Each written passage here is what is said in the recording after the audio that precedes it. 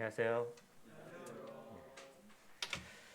오늘은 고린도전서 4장 말씀으로 같이 보도록 하겠습니다.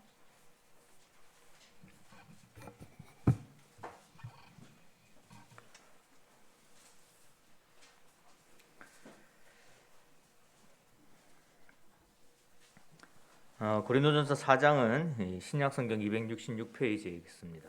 그 3장을 이제 지난달 넷째 주에 함께 공부를 했었는데 조금 요약을 하자면 이 어린아이인 상태가 아니라 우리가 성숙한 그리스도인이 된다라는 것은 우리가 스스로 하나님의 말씀을 듣고 또는 읽고 그 말씀을 정확하게 분별해서, 여기서 분별이라 하면 이것이 정말로 하나님의 메시지인지 아니면 어떤 다른 사람이나 나의 생각인지 이런 것들을 분명하게 구별을 해서 그것이 하나님의 말씀을 내가 받아들이고 또 그것이 내 삶을 통해서 드러나게 하는 것을 통해서 이렇게 그리스도인으로서 성장해 나가는 것을 이야기를 했습니다. 그래서 이 분별력이 없으면 어린아이가 되는 것이고, 어린아이인 상태에서는 그것을 누군가가 분별해 주는 사람을 쫓게 되는 것이고 따라다니게 되는 것이고, 그래서 그 사람 중심으로 갈 수 있는 그런 위험성이 있기 때문에 이 성장해서 스스로가 하나님의 말씀을 들을 수 있어야 되고, 또한 듣는 말씀을, 누군가 전해주는 말씀을 스스로가 분별해서 그것이 하나님의 음성임을, 하나님의 이 뜻임을 이렇게 이해하고 성장해 나갈 수 있어야 된다. 이런 측면에서 이제 3장에서 바울이 기록을 한 것이고요. 이제 오늘 4장 말씀을 같이 보도록 하겠습니다. 먼저 4장 1절부터 5절까지를 읽도록 하겠습니다. 사람이 마땅히 우리를 그리스도의 일꾼이요 하나님의 비밀을 맡은 자로 여길지어다. 그리고 맡은 자들에게 구할 것은 충성이니라. 너희에게나 다른 사람에게나 판단받는 것이 내게는 매우 작은 일이라. 나도 나를 판단하지 아니하노니 내가 자책할 아무것도 깨닫지 못하나 이로 말미암아 의롭다 함을 얻지 못하노라. 다만 나를 심판하실 이는 주시니라. 그러므로 때가 이르기 전 곧 주께서 오시기까지 아무것도 판단하지 말라. 그가 어둠에 감추인 것들을 드러내고 마음의 뜻을 나타내시리니 그때에 각 사람에게 하나님으로부터 칭찬이 있으리라. 그 3장에서 이제 바울의 역할을 이야기를 했었습니다. 고린도 교회에 관련된 사역자들이 여러 명이 있겠지만 특히 이제 바울과 아볼로를 이야기를 하면서 나는 심고 아볼로는 물 주었다라고 이야기를 했습니다. 그러니까 바울이 해야 될 그 사역에 있어서 충성되게 사역을 했었고, 그러한 일을 이 고린도 교회에서 사역을 했기 때문에 이 고린도 교회가 어떻게 평가하든지, 사람들이 어떻게 평가하든지 그 평가는 바울에게 중요한 것이 아니었습니다. 가장 중요한 것은 하나님께서 바울에게 주신 소명이었고 사명이었고, 그 사명을 내가 했느냐 안 했느냐에 따라서 내가 하나님께 판단을 받을 것이다 라는 이야기를 하고 있는 것입니다. 그래서 각 개인에게 또 사역자들에게 어떤 특정한 하나님의 이 명령이 주어지고, 그것을 하나님의 일꾼된 자로서 그것을 사명으로 받아들이고 그것을 하기 위해서 노력을 하는 것이죠. 그리고 하나님 앞에 서게 되었을 때에 마지막에 이제 하나님으로부터 너는 충성된 자다라는 그런 평가를 받게 되는 것, 이것이 이제 일꾼들의 목표가 되는 것입니다. 그래서 이 4장에서는 먼저 일꾼의 자세에 대해서 이야기를 하고 있습니다. 하나님께서는 모든 것을 할 수 있으시고 전지전능하신 하나님이시지만 교회에서 사람을 세워서 하나님께서 역사하실 때에는 각 사람에게 은사를 나누어 주십니다. 나중에 이제 고린도전서의 중요한 주제 중에 하나죠. 그래서 그 은사들이 있기 때문에 이 한 사람이 모든 것을 다 하는 것이 아니라 3장에서 이야기했던 것처럼 내가 하는 역할, 아볼로가 하는 역할, 그리고 하나님께서 또 하시는 역할들, 성령님께서 하시는 역할, 이런 것들이 있기 때문에 이제 그러한 부분에 있어서 주어진 바에 있어서 충성되이 할 것을 이야기하는 것이고, 여기서 이제 바울은 스스로에 대해서 이야기를 하면서 누군가의 판단에 내가 흔들리는 사람이 아니라 정말로 하나님 앞에 서게 되었을 때를 이렇게 바라보면서 이 하나님의 판단만을 이제 기다리고 있는 그런 자로서 내가 충성되었음을 또한 이렇게 이야기를 하고 있습니다. 6절부터 보겠습니다.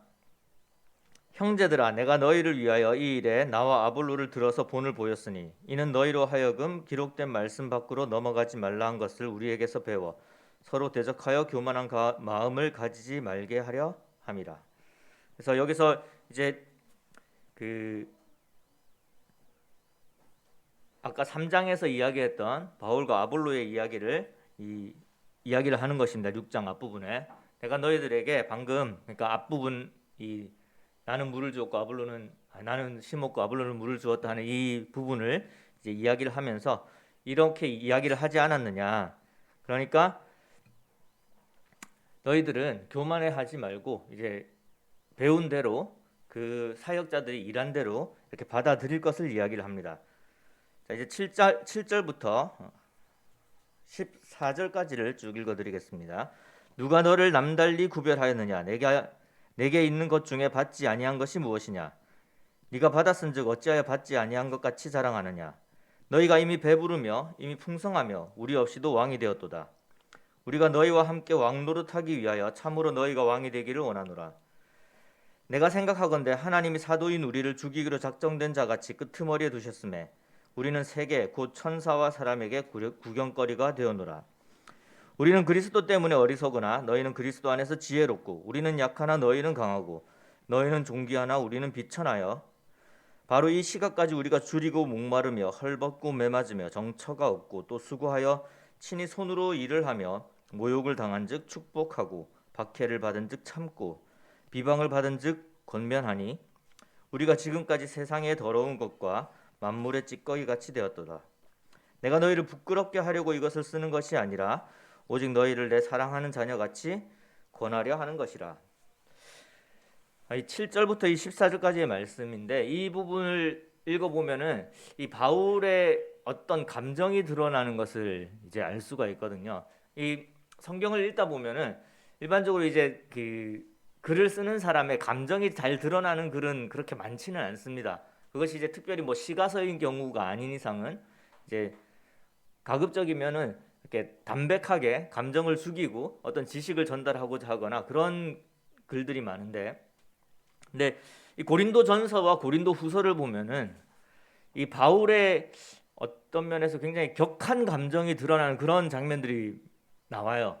그래서 이제 지금 방금 읽었던 고린도전서 4장 말씀이나 고린도서 11장 말씀을 한번 쭉 읽어보시면 이게 이제 이 우리나라 말 번역이 상당히 이렇게 그 점잖은 단어들을 많이 사용을 하잖아요.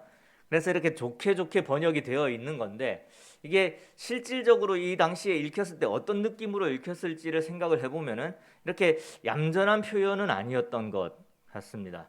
그래서 제가 이제 좀 그나마 비슷한 그런 어조를 살려주는 그런 번역을 찾아서 이렇게 좀 읽어드리도록 할 텐데요. 이거는 이제 현대어 성경에 있는 번역입니다. 현대어 성경에 있는 번역인데 7절부터 읽어드리겠습니다. 여러분이 무엇을 가지고 그렇게 자만합니까? 여러분이 가진 것 가운데 하나라도 하나님께 받지 않은 것이 있습니까? 여러분이 가진 것이 모두 하나님께 받은 것이라면 어떻게 그렇게 혼자 잘난 듯이 행동합니까? 그리고 마치 스스로의 힘으로 무엇이나 달성한 것처럼 행세를 합니까? 8절입니다. 여러분은 이미 자기에게 필요한 음식을 다 가지고 있다고 생각하는 것 같습니다. 여러분은 배가 불렀습니다. 벌써 부자가 되었습니다. 우리를 멀리 뒤에 제쳐놓고 돈 많은 왕이 되어 왕좌에 파묻혀 있습니다. 여러분이 참으로 왕좌에 앉아 있는 것이라면 얼마나 좋겠습니까? 그러면 때가 이를 때 우리도 여러분과 함께 그 자리에 앉게 될 테니 말입니다.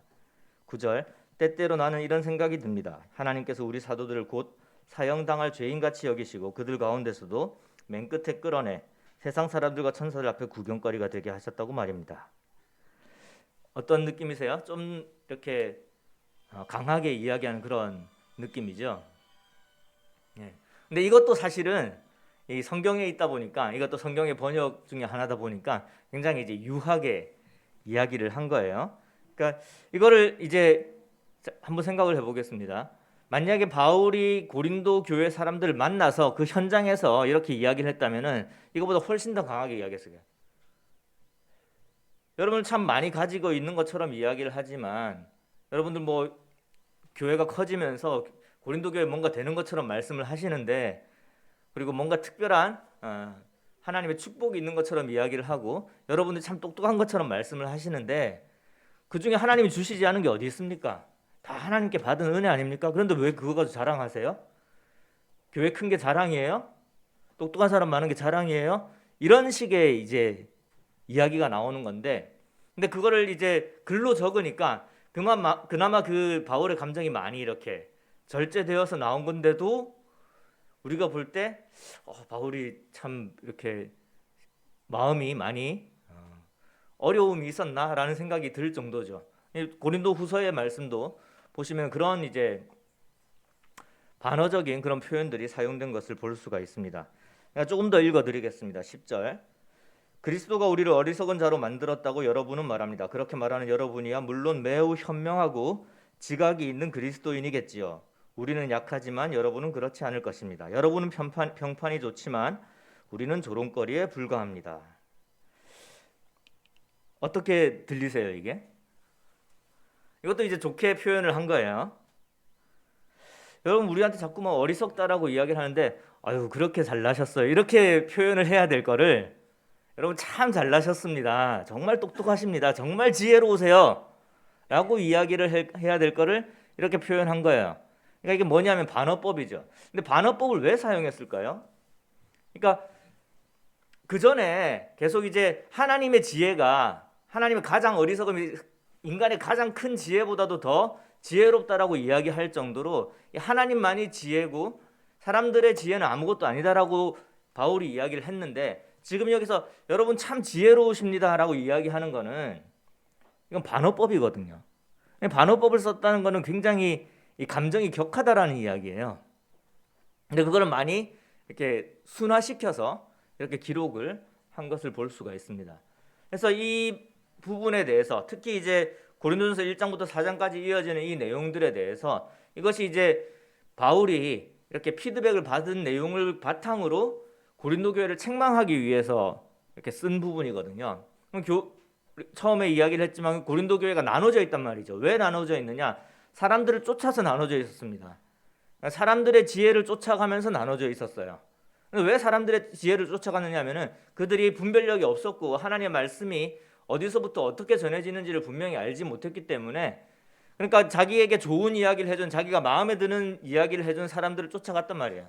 그렇게 쫓아가면서 그들의 말이 맞다라고 이야기를 하면서 정작 바울이 하나님의 말씀을 전달할 때에 아니 우리 그 정도는 다 알고 있는데 우리 여기서 충분히 공급을 받고 있는데 왜 또 우리에게 그렇게 마치 우리의 뭐 그 지도자라도 되는 것처럼 물론 이제 우리 교회가 1년 한 6개월 정도 바울이 와서 세워진 교회이긴 하지만 이미 떠나갔고 우리에겐 더 좋은 교사들이 있는데 더 지혜로운 그런 사람들이 많이 있고 더 귀족들도 많고 돈도 많고 교회도 커가고 있는데 굳이 그 순회 사역을 하고 있는 저 사람의 말을 우리가 들어야 될 필요가 있느냐라고 그 안에서 그런 이야기들이 있었던 것이고 그런 것들이 바울에게 전해졌던 것입니다. 그러면서 계속 어떤 공격을 받았냐면은 당신이 진정한 사도가 맞느냐, 당신의 가르침이 정말로 지혜로운 가르침이 맞느냐, 그것이 하나님의 말씀이 맞느냐라는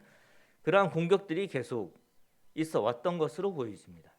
그러니까 이제 이 바울이 그냥 단순히 그곳에서 어떤 지식을 전하는 그런 교사로서의 사명을 가지고 있었던 것이 아니라 하나님의 비밀의 복음을 다른 사람들한테 전달해야 되는 아주 중요한 전도자로서의 사명을 분명하게 가지고 있었던 시기이기 때문에 그러한 부분에 있어서 내가 해야 되는 부분에 있어서 전혀 부끄럼 없이 하나님의 일을 충성되게 해왔다라는 것을 분명하게 이야기를 하는 거예요. 그러면서 그 고린도 교회의 스승으로서의 역할을 내가 아직까지 가지고 있음을 이야기를 하는 것입니다.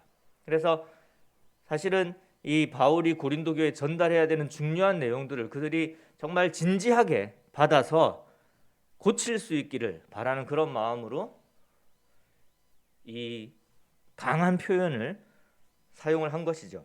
그래서 마지막에 이렇게 강한 표현을 하고 나서 이제 약간 이렇게 유하게 이렇게 받아줍니다. 어떻게 받아주죠? 내가 여러분들을 부끄럽게 하려고, 이 말을 듣고 부끄러움을 느끼도록 하려고 하는 것이 아니라 정말 이러한 상황이 여러분과 나와의 관계 속에서 좀 고쳐져야 될 부분이니까 내가 여러분들을 정말로 이렇게 자녀로 여기고 아버지에 된 마음으로 이런 이야기를 하는 것입니다라고요. 우리가 자녀들을 교육을 할 때에, 또 제자들을 교육할 때에 그냥 좋게 왜 요즘 제가 이제 고등학교에 있으니까 요즘은 이제 학교가 참 많이 이렇게 옛날하고는 다른데, 우리 성도님들, 예를 들어서 뭐 국민학교 다녔던 선생님들, 성도님들, 또 뭐 초등학교 막 바뀌었을 때 다녔던 그런 성도님들한테 이제 생각해 보라고 하면은 그 학교에서 가르쳐 주는 게 어떤 지식을 전달하는 그런 거 아니었잖아요. 그리고 왜 인기를 얻어서, 학생들한테 인기를 얻어서 학생들이 나를 선택하게 해야 되는 그런 부담감이 있지는 않았었잖아요. 그렇지 않습니까? 그러니까 정말 아이들을 사랑하는 마음으로 그렇게 할 수 있는데, 지금 점점 이제 교육이 학원화 되어 가잖아요. 무슨 말이냐면은 좋게 이야기를 해줘야 되고, 지식 전달 외에 다른 것들은 신경을 좀 못 쓰게 되는 거고, 어떤 훈육 같은 것들을 못 하니까요. 그러다 보니까 이제 이 학생들의 선택을 받으려면은 학생들을 위한 이야기들을 많이 해줘야 돼요. 그러니까 쓴소리를 못 하죠. 정말 한 학생을 사랑하는 마음이 있다면은, 그리고 이제 부모된 마음이 있다면은 잘못하고 있는 것에 대해서 강하게 이야기를 하고, 조금 이제 표현이 강해진다고 할지라도 그것을 알아듣게 이야기하는 게 굉장히 중요하거든요. 제가 우리 청년들에게 한번 이야기한 적이 있는데, 우리 자매도 이렇게 수사학을 많이 사용을 해요. 특히 이제 과장법을 많이 사용을 합니다. 이제 집에 가보면은, 아니 자기는 왜 밥을 먹거나 설거지를 한 번도 안 해? 이렇게 이야기를 해요. 뭐 예를 들어서 말씀을 드리는 겁니다. 실제로 뭐 그런 대화가 왔다 오갔다라는 게 아니라, 자기는 어떻게 정리를 안 하고 가? 뭐 서랍문을 왜 한 번도 안 닫고 출근을 해? 이런 식으로 이제 이야기를 해요. 그게 왜 그렇게 이야기를 할까? 실제로 저는 이제 머릿속으로 그렇게 생각을 하거든요. 잠깐만, 오늘은 안 닫았다 치더라도 어제는 분명히 닫았는데, 근데 왜 한 번도 안 닫는다고 그럴까? 그런 생각을 가지는 게 아니라 어떤 느낌을 받아야 되는 거죠? 아, 정말 그게 신경이 쓰이는구나. 저 정도로 이야기할 상황이면은, 아, 내가 고쳐야 되는 상황이구나라고 느껴야 되는 게 정상이거든요. 그러니까 왜냐하면은 이 일반적으로 이제 뭐 글이든 말이든 간에 이런 수사학을 사용한다는 거, 특히 바울의 예처럼 이렇게 대조적이고 반어법, 그러니까 참 지혜로우십니다. 우리는 참 어리석은데 여러분 참 지혜로우세요. 이런 표현을 썼다라는 것은 굉장히 강한 어떤 감정을 가지고 있고, 그 감정을 이렇게 드러내는 거거든요. 왜 드러낼까요? 이걸 제대로 좀 진지하게 들으라는 이야기죠. 내가 그냥 좋게 이야기하는 게, 여러분 그렇게 지혜로운 사람 아니에요. 하나님이 지혜롭잖아요. 이렇게 이야기하는 것과, 아, 여러분 참 지혜로우세요. 어떻게 하면은 진짜 왕 정도 되시겠어요? 응? 세상을 다스릴 만큼 참 대단하십니다. 라고 이야기를 하는 거는 이게 강한 감정이 드러나 있는 거거든요. 근데 이렇게 이야기하는 경우가 많지 않잖아요. 성경 전체적으로 봤을 때에 이렇게 서신서를 쓰면서.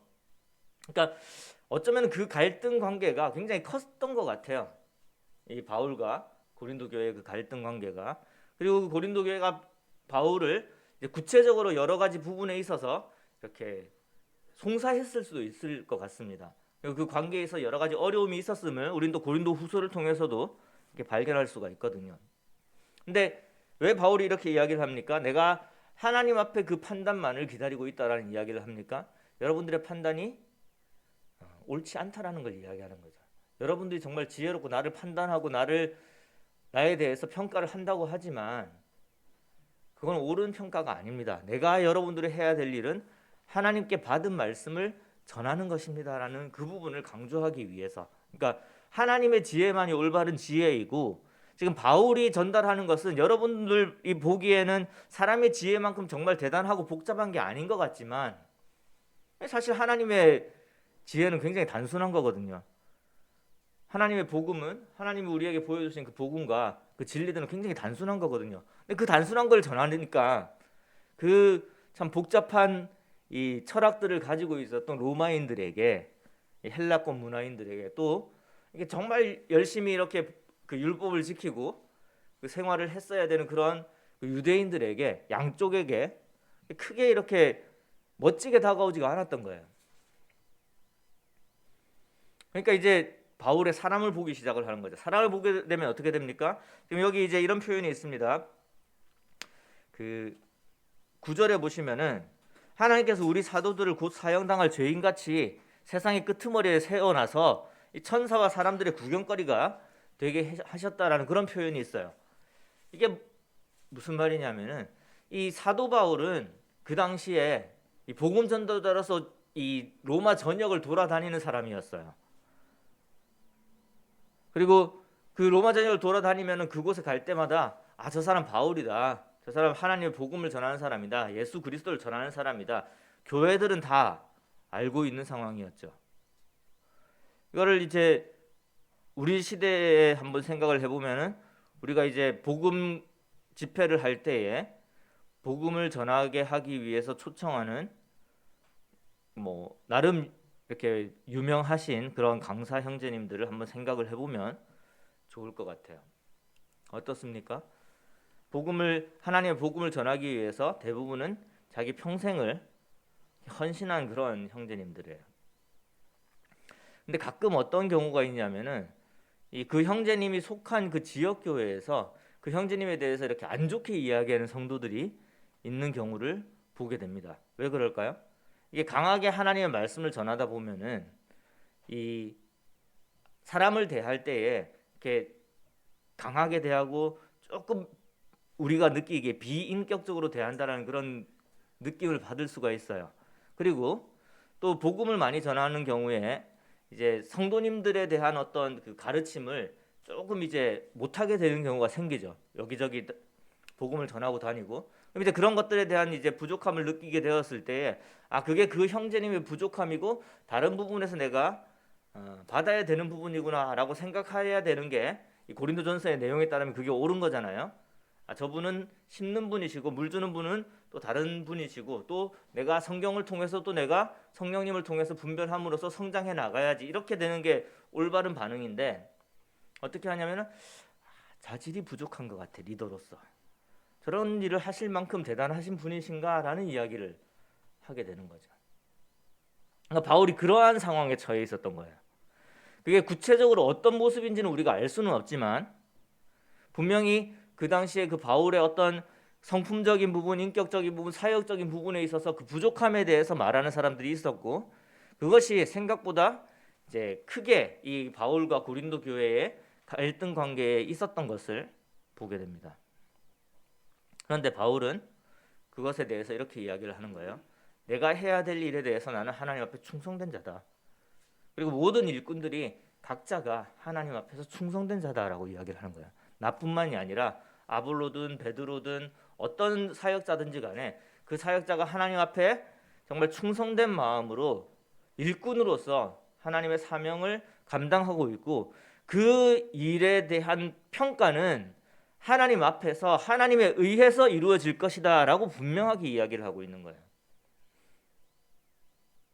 그러니까 이 이야기는 단순히 바울 자신에 대한 그 공격에 대한 이야기가 아니라 앞으로 있을 그 교회의 스승들에 대해서 그들이 완벽한 자들이 아니기 때문에 하나님이 아니기 때문에 하나님의 지혜를 전달하는 그 역할을 하는 것밖에 없기 때문에 그 부분에 있어서는 하나님께 정말로 충성된 자이기 때문에 하나님 앞에 아무 부끄러울 것이 없지만 그러니까 완전히 의로운 자는 아니라는 걸 말하는 거예요.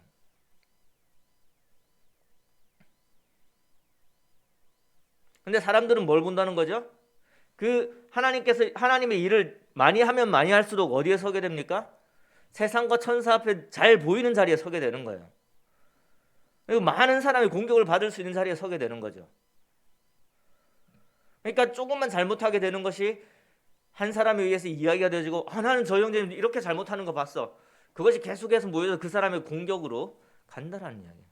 그러니까 이 바울의 입장에서 정말 많은 곳을 돌아다니면서 복음을 전하다 보니까 여기저기서 많은 공격을 받는데 참 내가 아버지의 마음으로 복음을 전해서 정말 건강하게 자라나기를 원하는 너희 고린도 교회마저도 나에게 그렇게 이야기를 하냐. 너희들이 그렇게 똑똑하느냐, 그렇게 지혜로우냐.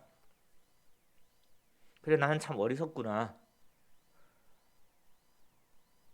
이렇게 이야기를 하고 있는 거예요. 그래서 이 고린도서 4장의 말씀은요, 일꾼의 자세에 대한 이야기도 있지만 사실은 그 일꾼을 대하는 교회의 자세에 대해서 이야기를 하고 있는 것입니다. 지금 이렇게 이야기하는 거예요. 여러분 참 지혜롭고 나는 참 어리석습니다. 이게 나는 어리석은 자입니다. 겸손을 표현하는 것이 아니라 여러분 그렇게 지혜로우십니까? 그래서 그렇게 참 하나님의 일을 하는 사람들, 그 자신의 삶을 하나님께 모두 드린 사람들을 그렇게 재단하고 계십니까? 이렇게 묻고 있는 거예요. 지금 우리 교회에 주는 굉장히 의미가 있는 메시지라고 생각을 합니다. 물론 이걸 이제 적용하는 부분에 있어서 그러면은 우리 교회 사역자분이 그게 그 하시는 일이 이 바울과 동일한 그런 아버지의 역할을 하는 거냐? 그 부분에 있어서 정확하게 1대1로 이야기하기는 힘듭니다. 왜냐하면 이때 그 사도직의 그런 그 사명과 또 교사의 사명, 목자의 사명 이런 것들이 다 조금씩 차이가 있기 때문에 적어도 하나님의 일을 하는 사람은 하나님 앞에 충성되게 하나님을 위해서 죽을 수 있다라는 마음으로 하나님의 사명을 받던 자들이라는 거예요. 이게 어떤 측면이든지 간에 이게 복음 전하는 것일 수도 있고 말씀을 전하는 것일 수도 있고 성도들을 돌보는 것일 수도 있습니다. 그 부분에 있어서 하나님 앞에 충성되게 하나님의 평가를 기다리고 있는 그런 분들이라는 거예요. 근데 그것에 대해서 잘 못하는 부분들이 분명히 있으니까 그것을 계속해서 이야기를 하면서 그래서 그분은 자질이 없어. 내가 굳이 더 잘하는 사람이 있는데 그 사람의 말을 들어야 될까? 근데 그게 어떤 문제가 생길 수 있냐면은 하나님의 말씀을 전할 때에 그러니까 하나님의 메시지를 전달할 때에 그 하나님의 메시지를 받는 게 아니라 그 사람의 어떠함이 계속해서 이렇게 여러분 우리 성도님들에게 간섭 효과를 만들 수 있는 방해 효과를 만드는 거죠. 그래서 오로지 하나님의 말씀을 전달하는데도 불구하고 그 말씀을 받아들이지 않으려고 할 수 있다라는 거예요. 근데 하나님께서 하나님의 메시지를 전할 때는 그 상황에서 그 교회에서 필요한 말씀을 전하고 우리에게 변화를 요구하는 그런 말씀을 우리에게 계속해서 전달하실 거예요. 그것이 사람의 입으로 나올 수도 있고 우리가 읽는 성경을 통해서 나에게 주어질 수도 있습니다. 그래서 아까 3장에 요약하면서 이야기했듯이 듣는 것과 내가 성경을 통해서 읽는 것이 계속해서 성령님을 통해서 분별되어서 나의 삶에 적용될 수 있도록 노력해야 되는 거예요. 그런 과정 속에서 우리를 도와주시는 분들이 있는 거예요. 그게 사역자들이죠. 올바르게 더 잘할 수 있도록 내가 아직까지 부족한 부분이 있으니까. 그러니까 바울은 그 역할을 하고 있는 것인데 고린도 교회는 더 철학적으로 대단한 이야기를 해주는 더 참 설득력 있는 그런 논리를 가지고 이야기를 해주는 그런 사람들을 이렇게 쫓아가면서 바울은 우리에게 필요 없어. 이렇게 이야기를 하고 있었던 것입니다. 그래서 이렇게 이야기를 하는 거죠. 게다가 11절 이후에 보게 되면은 그들이 실질적으로 사역자들을 얼마나 존중하지 않았는지를 또 보여주고 있죠. 그러니까 우리가 굶주리고 있고 목마르고 입을 옷이 없고 메맞고 거할 곳이 없고, 그렇죠? 그런데도 저 형제님 저렇게 하면 안 되는데 이런 게 나오면 안 되니까 그들 앞에 또 참 올바른 모습으로 서야 되니까 어떻게 했죠? 모욕을 당하면 축복해주고 박해를 받으면 참고 비방을 받으면 권면하고, 그렇죠? 그런데 그렇게 한 결과가 뭐라는 거죠? 만물의 찌꺼기 취급을 받고 있다. 이렇게 이야기를 하죠. 그러니까 이 바울의 이때의 감정이 어떠했는지에 대해서 굉장히 사실 저는 좀 공감이 되는 부분이 있습니다. 이게 많이 봤었거든요. 그런 부분들을. 그러니까 교회가 이 사역자들을 존중하지 않는 교회들이 있어요. 그런 사람들이 있어요. 그런데 한번 생각을 해보십시오. 사역자를 존중하지 않고 사역자를 존경하지 않는 교회는 없어집니다. 왜 없어질까요? 그 이후에 누가 사역을 하려고 하겠습니까? 그 교회에서. 그러니까 그 사역자가 이제 나이가 들어서 사역을 그만두게 되거나 돌아가시게 된다면 그 교회는 끝나는 거예요. 왜? 그 교회에서 아무도 사역을 안 하려고 할 거거든요. 뭣 모르고 그 교회 사역자가 비었다고 올 수는 있겠죠. 똑같은 일이 벌어지는 거예요. 저는 그렇게 생각을 해요. 사역을 하시는 분들, 특히 이제 복음 사역을 하시는 분들이 자녀들에게 너도 나와 똑같은 길을 걸었으면 좋겠다라고 할 수 있는 교회가 되지 않으면 안 된다는 거예요. 참 안타깝게도요. 그런 사역을 하시는 분들의 자녀들한테 물어보면은 아버지가 그 뒤를 이으라고 말씀 안 하시대 그러면 뭐라고 대답하는지 아세요? 그것만은 하지 말라고 한대요. 나는 네가 다른 거 다 정말 주님 앞에서 참 충성되게 살았으면 좋겠는데 그래도 내가 하던 일을 안 했으면 좋겠다. 그러니까 이게 이 참 갈등이 있는 말인 거예요. 이게 저도 참 아버지의 뜻을 잊지 못했는데 아니 반은 이었고 반은 잊지 못했습니다. 아버지가 목회하는 건 좀 그렇고 해보시니까 이제 힘든 부분들이 많으니까 자기 아들이 목회하는 것에 대해서 이렇게 반대는 안 했지만 꼭 했으면 좋겠다라는 것보다는 그냥 교사가 되어서 선생님이 되어서 그냥 이렇게 여유 있는 시간에 좀 성경 공부하고 그래서 그런 걸 나눌 수 있는 사람이 됐으면 좋겠다라고 말씀을 하셔서 이제 고등학교 교사가 되긴 했는데 한 반쯤은 이제 말을 들었고 이제 사역을 하지 말아야 되는데 어느 정도는 이제 하고는 있습니다만은 근데 복음 전하시는 분들요 굉장히 공격 많이 받습니다. 그러니까 그나마 이제 교회에서 말씀 사역하시는 분들은 그 교회 안에 있으니까 그래도 이제 왜 우리 교회 사람 그래서 지켜주는 것도 있고 그렇잖아요. 그래서 존경을 받는 부분도 약간 있지만 복음 사역하시는 분들 이렇게 참 공격을 많이 받아요. 왜 그럴까요?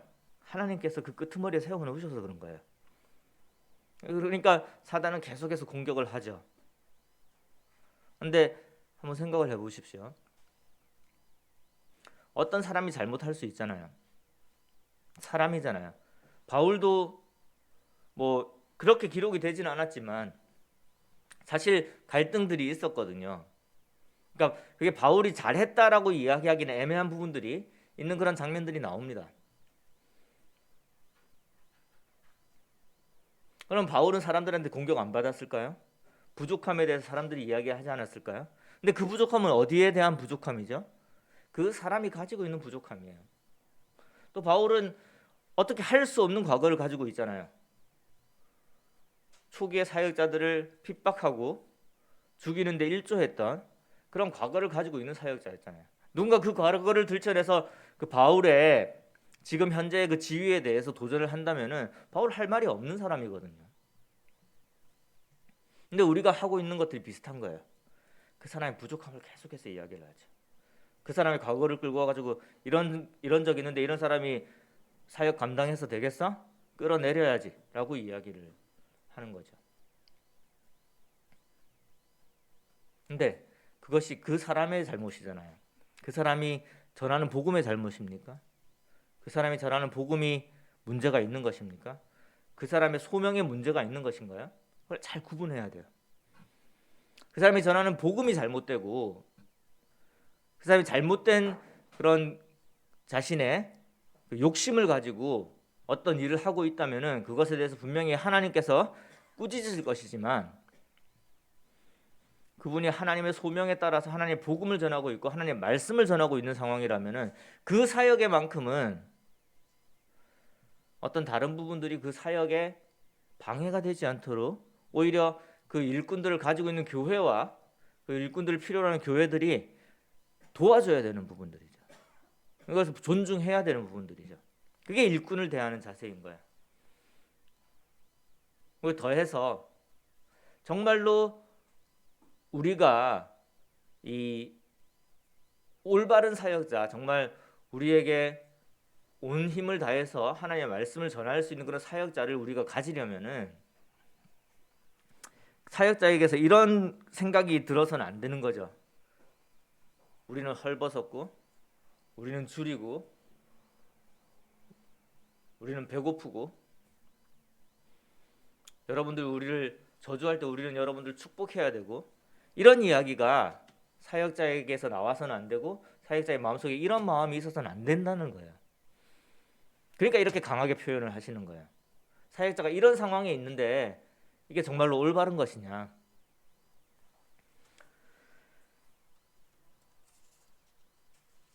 15절에 보시면 그리스도 안에서 1만 스승이 있으되 아비는 많지 아니하니 그리스도 예수 안에서 내가 복음으로 너희를 낳았습니다. 이 바울은 예수 그리스도의 복음을 그들에게 전함으로써 특히 아버지 된 마음으로 이렇게 그 변화를 요구를 하고 있습니다. 그러니까 바른 길로 가게 하기 위해서 너희들이 나의 자녀이기 때문에 정말 아비 된 마음으로 이렇게 이야기를 하고 있다라고 이야기를 합니다.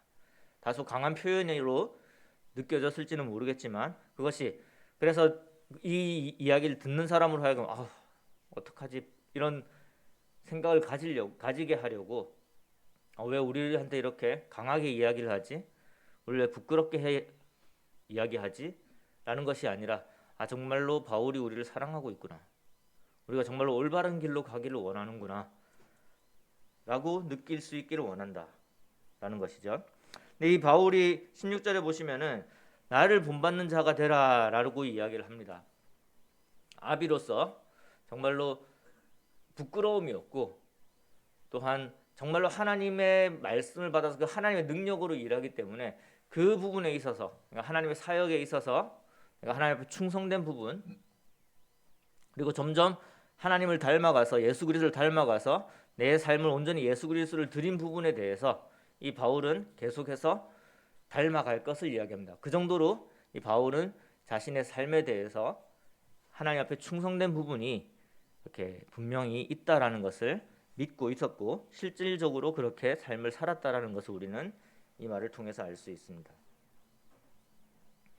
그리고 이제 디모데를 보내서 내가 가르친 내용들을 다시 이야기하게 할 테니까 디모데를 이제 맞아줄 것을 이야기를 하고 마지막으로 내가 너희들한테 나아갈 때에 정말로 온유한 마음으로 나아갈 수 있도록 이렇게 변화되어 주기를 기대하는 마음을 이제 21절에 표현을 하고 있습니다. 그런데 그 전에 20절에 보시면 하나님의 나라는 말에 있지 아니하고 오직 능력에 있습니다. 일꾼에게 있어서 필요한 또 하나의 자질은 그의 삶을 통해서 나타나는 능력입니다. 그래서 좀 정리를 하겠습니다. 이제 중간에 좀 저도 이제 같이 감정이 격해져서 길게 이야기를 했었는데 일꾼에게 필요한 자질은 무엇이냐면 충성과 그 다음에 능력이죠. 그 말씀이 자기의 삶을 통해서 드러나게 되는 그런 능력이죠. 그리고 그 일꾼이 이 사역의 대상이 되는 그런 교회에게 가져야 되는 마음은 아비로서의 마음이다라는 것을 알 수가 있습니다. 오늘 스승이 나리긴 한데 스승보다는 아비가 되는 그런 사람이 되어야 된다라는 것을 알 수 있죠. 그리고 교회가 일꾼을 대하는 자세는 어떠해야 합니까? 단점을 찾아내기보다는 하나님의 그 사람을 통해서 주어지는 하나님의 능력을 봐야 되는 것이고 그 사람을 통해서 주어지는 하나님의 그 지혜를 우리가 받아들여야 되는 것이고 궁극적으로 하나님의 말씀을 우리가 그들로부터 공급을 받아서 그 말씀이 나의 삶 속에서 나를 성장시키는 그런 원동력으로서 역사할 수 있기를 바라봐야 되는. 그래서 그 사람의 사역에 대해서 존중해야 되는 것이고 그게 조금 더 추가를 하자면은 그들이 보호받고 있음을 느끼게 해줘야 돼요. 교회를 통해서. 그래야지 그 일에 충성할 수 있습니다. 그리고 공급받고 있음을 느끼게 해줘야 돼요.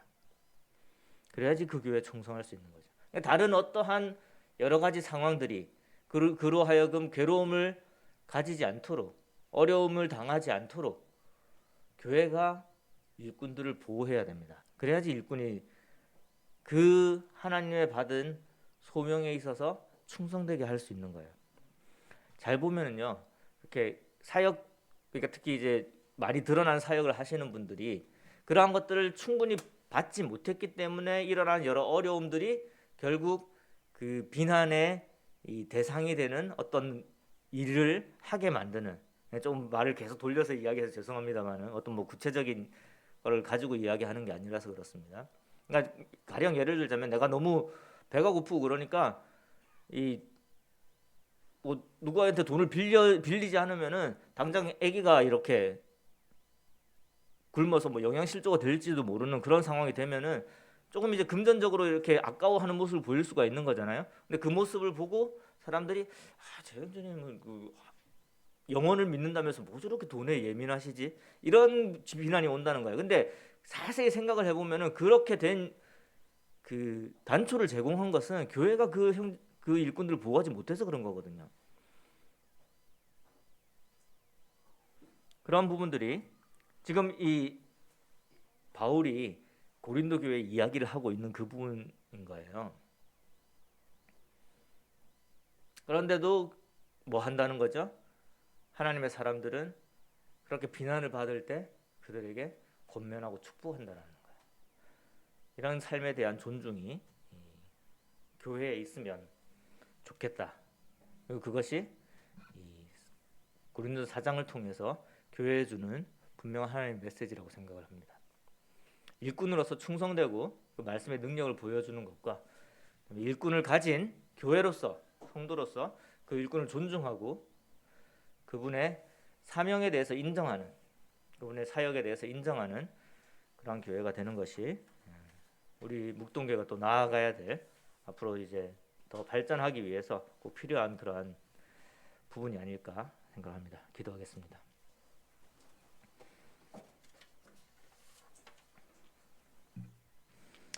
하나님 아버지, 하나님께서 저희들의 아버지가 되신 것에 감사를 드립니다. 참 하나님께서 저희들을 사랑하시기에 하나님의 말씀을 통해서, 또한 성령님을 통해서, 또 하나님의 일꾼을 통해서 하나님께서 저희들에게 하나님의 뜻을 전달하시고 저희들이 어떻게 살아야 할지, 또 무엇을 해야 할지, 교회를 통해서 무엇을 이루어야 할지, 하나님의 사명이 무엇이고 우리의 임무가 무엇인지를 알게 됨을 감사를 드립니다. 하나님, 거기에 저희들이 반응하게 하시고 하나님의 말씀에 순종하게 하셔서 하나님이 원하시는 그 일이 이 땅에서 이루어질 수 있기를 원합니다.